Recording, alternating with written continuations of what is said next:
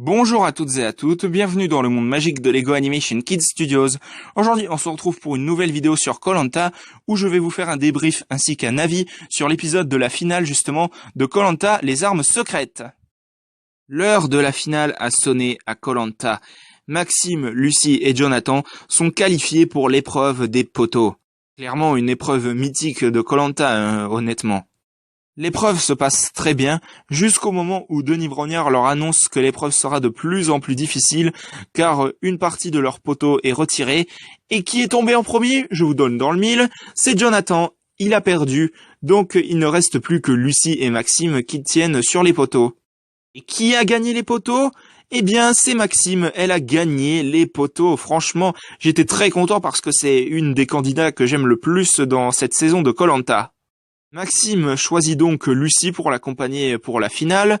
Ils partent sur une île où ils découvrent toutes les armes secrètes de l'aventure, enfin blablabla.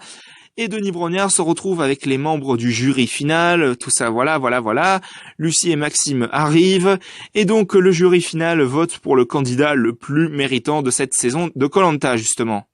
Tous les membres du jury final ont voté et Denis Brognard ferme l'urne pour que justement ils puissent faire le vote en direct à Paris.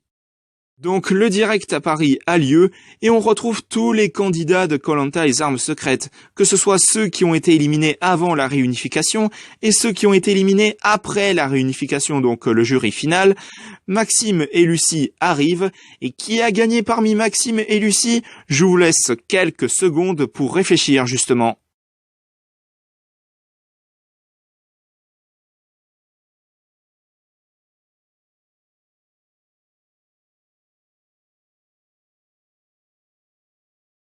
Eh bien, c'est Maxime.